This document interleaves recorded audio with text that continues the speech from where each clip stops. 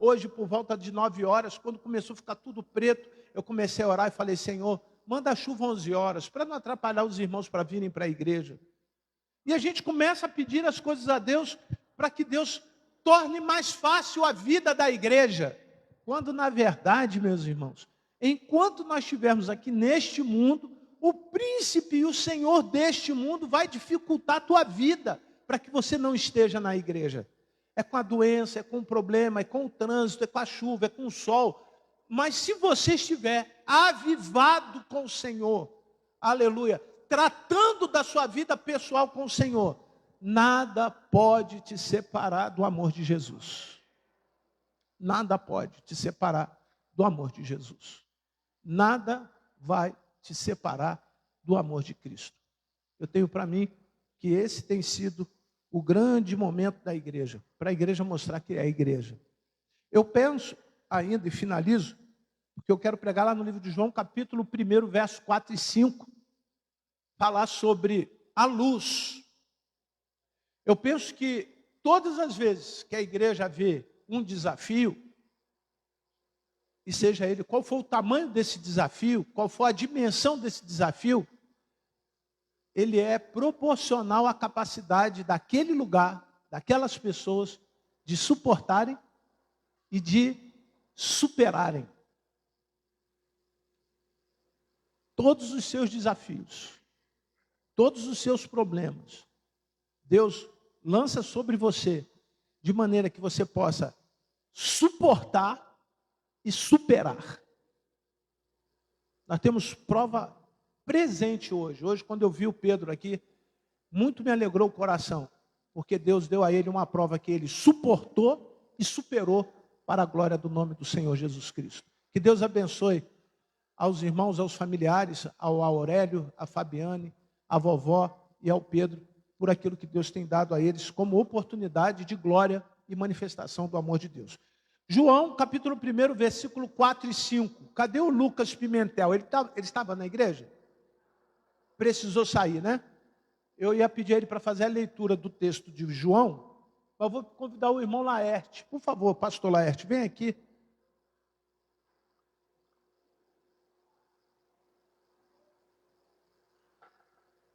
Pega um microfone, eu vou ler o 4 e o 5, enquanto ele se arruma ali, porque ele vai ler até o versículo 18. Pode sentar, pode fazer a leitura sentado, o irmão só vai me auxiliar. Deixa eu explicar por quê. Porque eu vou falando, chega uma hora, eu fico com dor aqui na minha hérnia, que eu preciso operar. Então eu tenho poupado de falar, mas ao mesmo tempo eu tenho que falar. Tá bom? Então vamos lá, versículo 4 e 5.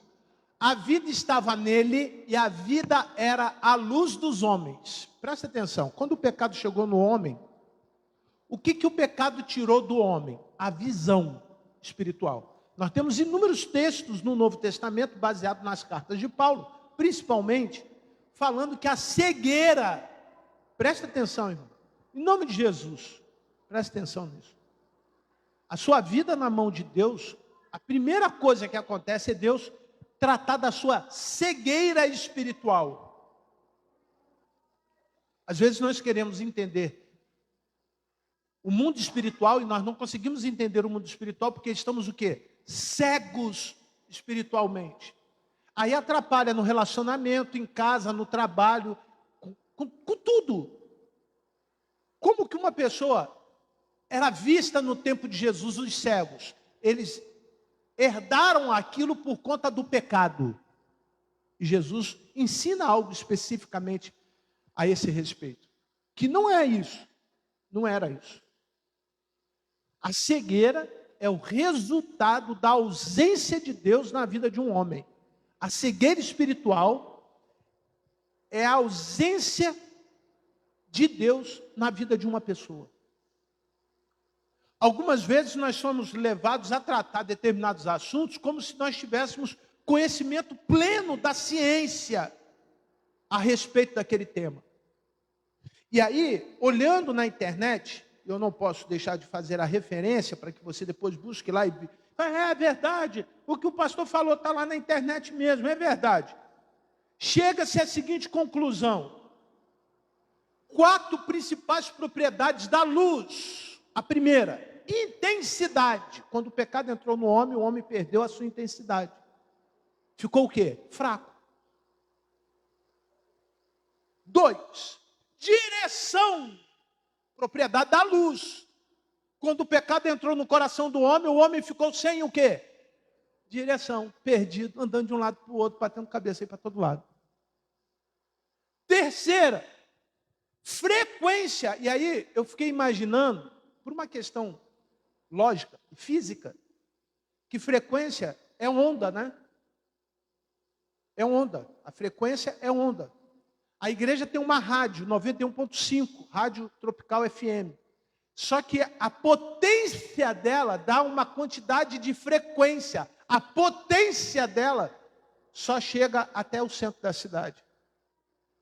Se eu aumento a potência da minha transmissão, eu levo a onda para mais longe. O que o pecado tirou da gente? A nossa potência, a nossa frequência, a nossa sintonia. E a gente não consegue nem entender as coisas de Deus, e nem ouvir as coisas de Deus, e nem praticar as coisas de Deus, e nem receber as coisas de Deus, por conta do pecado. É a luz, é a ciência. E aí depois, por último, não menos importante do que os itens anteriores, comprimento, é a distância que isso acontece.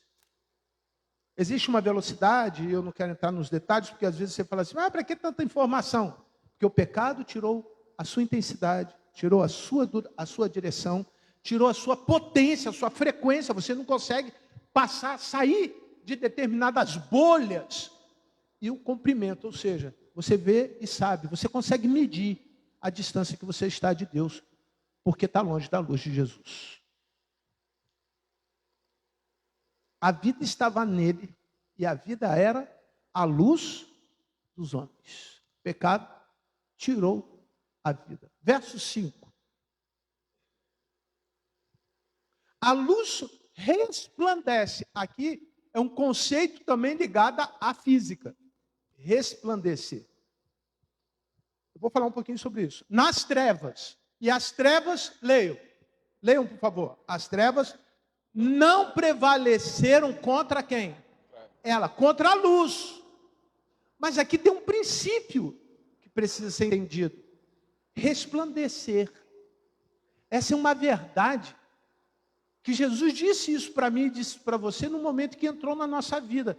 Que resplandeça a vossa luz.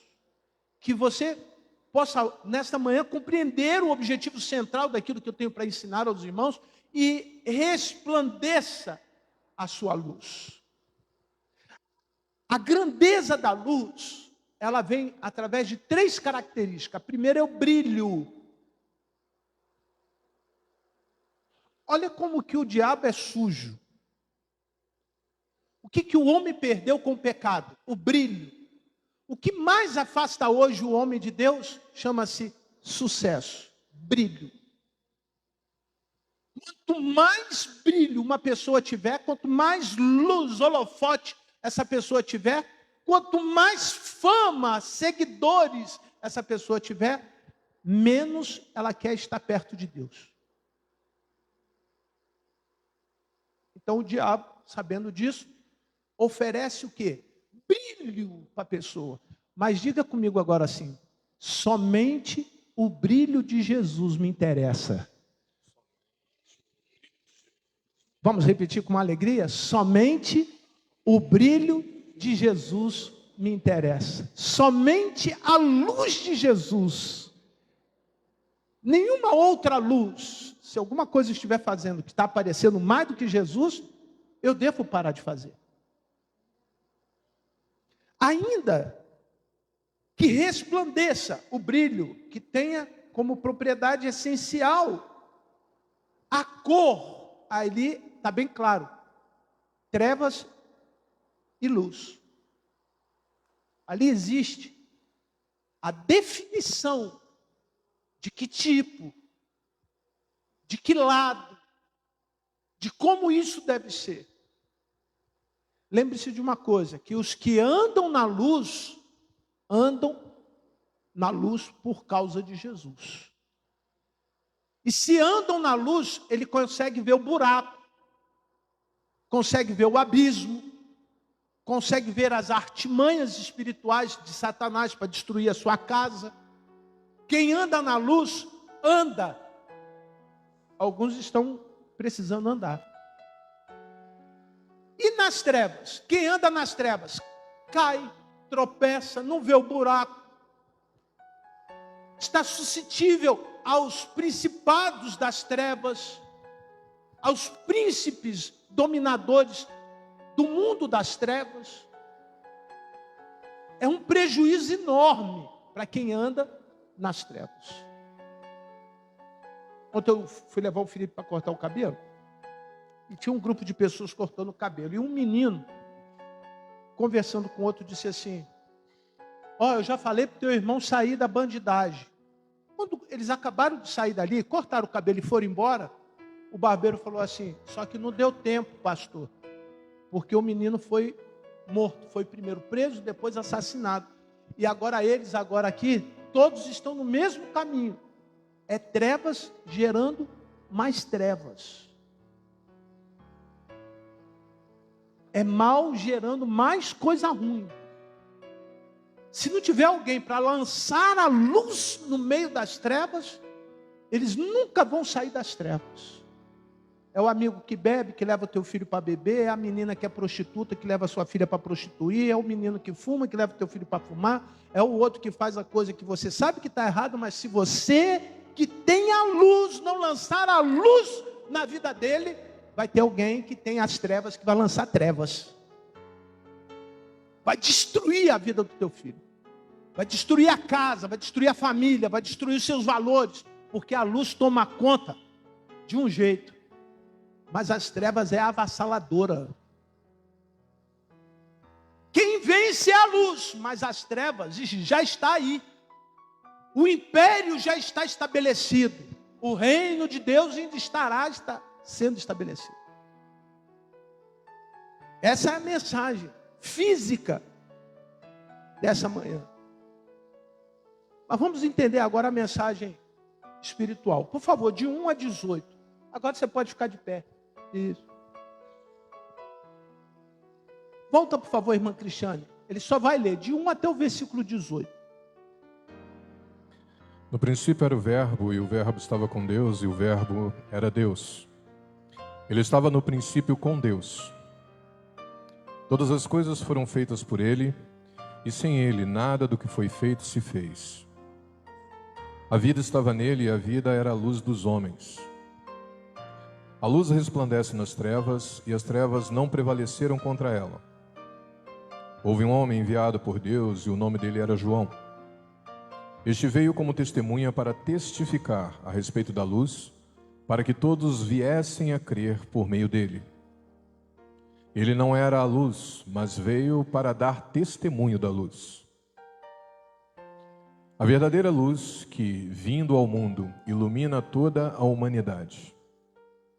O Verbo estava no mundo, o mundo foi feito por meio dele, mas o mundo não o conheceu. Veio para o que era seu, e os seus não o receberam.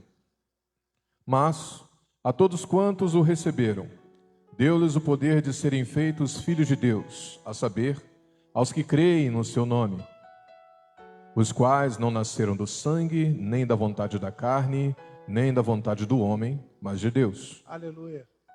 E o Verbo se fez carne, e habitou entre nós, cheio de graça e de verdade, e vimos a sua glória, glória como do unigênito do Pai.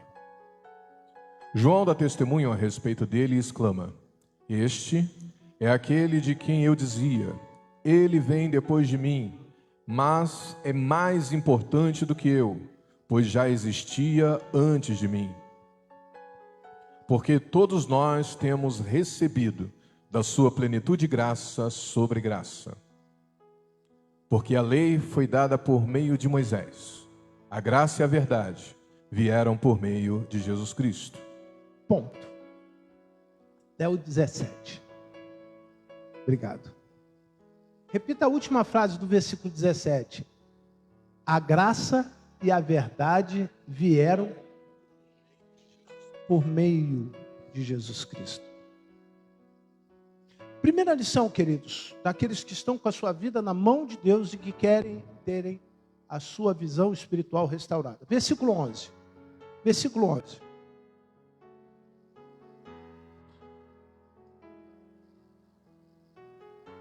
Leiam para mim, por favor. Leiam para mim. Veio para o que era seu e os seus não. O que você precisa fazer? Receber. Para que a luz chegue até você, você precisa receber. Se eu reconheço que eu não tenho a luz, eu vivo nas trevas. Se eu reconheço que eu vivo nas trevas, eu reconheço a minha distância de Deus. Se eu reconheço a minha distância de Deus, caem, mais uma vez, vem na minha mente aquelas propriedades. Eu preciso restaurar a minha intensidade de relação com Deus, a direção. Eu preciso restaurar esse posicionamento no mundo espiritual. Eu preciso receber. Por quê? Versículo 12. Olha o que acontece quando você recebe. Leio. Mas a todos quanto o receberam, deu-lhes o poder de serem feitos o quê? Filho de Deus. Aí ele tira. Eu imagino assim, irmãos. Ele tira aquele velcro dos olhos e você começa a se enxergar. Fala assim, eu sou filho de Deus. Você não é filho da desobediência, filho das trevas, filho do diabo, filho da perdição. Você não é nada disso. Você é filho de Deus. Você é filho de Deus. Você é o filho de Deus. Que coisa maravilhosa. Agora, se eu sou filho, eu tenho um pai. Pai, eu quero aprender com o Senhor. Pai, me ajuda quando eu estiver precisando de ajuda. Pai, me disciplina porque eu sei que o Senhor me ama. Eu sou filho. Pai, eu estou duro, manda um pix. Quantos já não fizeram isso ao Senhor? Senhor, essa semana não está dando sem a tua ajuda não. Manda a provisão. Deus entende. Deus entende. Deus tem entendido. Deus se faz entendido, por isso que é revelado.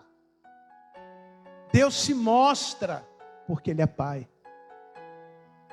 E é um Pai bondoso, um Pai misericordioso, um Pai que ama. Mas, a saber, aos que creem no seu nome, há uma direção, ou seja, lembra lá da questão da luz? Você começa a perceber que você começa a tomar direção na tua vida. Não é só porque eu estou com a minha mão dada à mão de Deus. É porque agora eu sei que eu estou com a minha mão dada à mão do meu Pai. E se eu precisar correr, Ele vai correr. Se Ele vê que eu não consigo correr mais do que preciso, Ele me carrega, me leva no colo. Se Ele entende que eu não tenho fôlego o suficiente, Ele vai até o final comigo. Ele não me deixa pelo caminho. Ele não me abandona. A palavra, muito culturalmente hoje, que as pessoas gostam de sentir-se acolhido. Irmão, o lugar que você é acolhido, de verdade, chama-se Jesus. Deus, você é acolhido. Como Deus gosta de estar perto de você. Verso 13. Os quais não nasceram do sangue. Olha a natureza de Deus agora através da sua relação com a luz. Não nasceram do sangue. Sabe o que a fotossíntese faz? Ela produz um efeito para dar vida às plantas. A luz é essencial para uma porção de coisa para a tua vida. O excesso de luz dá problema. A falta de luz também dá problema. Mas você, entendendo a necessidade dessa luz, você consegue se relacionar de forma saudável com isso. E ela te dá vida. Nem da vontade da carne, nem da vontade do homem, mas você começa a entender a vontade de quem? Do próprio Deus. Se você percebe que é importante para a tua vida isso, coloque em prática. Eu separei algumas coisas aqui que eu gostaria de ler para finalizar, para que te ajudasse a colocar em prática isso.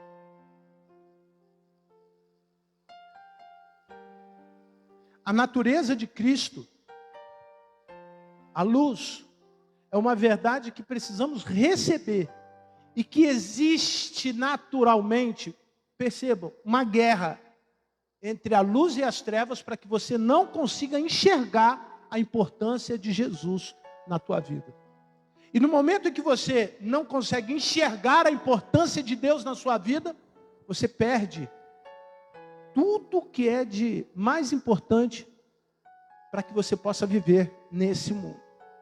Então valorize as coisas espirituais, pense nas coisas espirituais, pratique as coisas espirituais. E se caso você tenha dúvida de quais coisas estamos falando, oração, adoração, comunhão, relacionamento com as pessoas, isso fazem parte do plano de Deus para a igreja.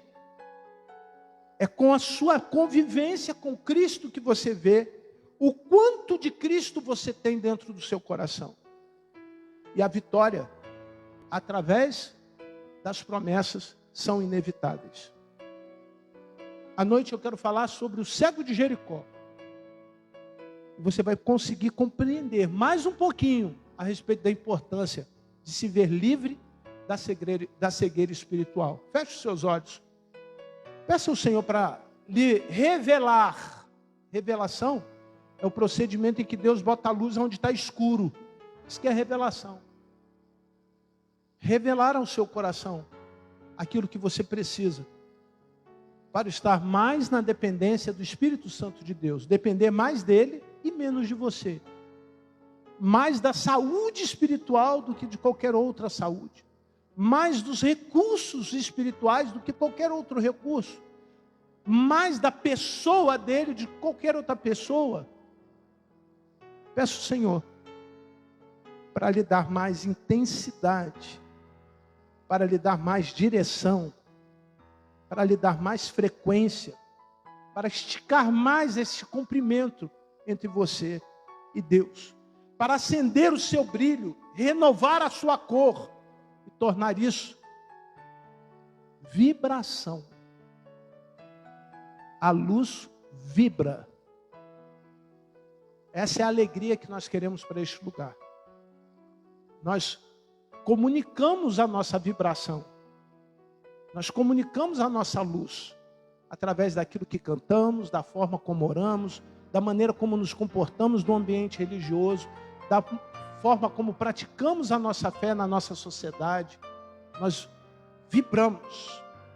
Uma pessoa que vibra é uma pessoa que, independente do que esteja acontecendo, ela está sempre cumprindo a sua missão. Coloquem-se de pé. O meu Deus é maior do que todos os meus problemas. Podemos cantar? E se você entende que é assim, cante com vibração.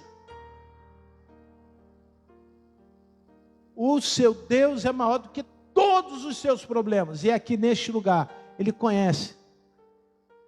E Ele sabe aonde eu preciso de luz, onde eu preciso de intensidade, onde eu preciso de direção, onde eu preciso aumentar a frequência, aonde eu preciso aumentar esse cumprimento entre eu e Ele. Perceba a luz de Jesus na tua vida. Vamos adorar o Senhor.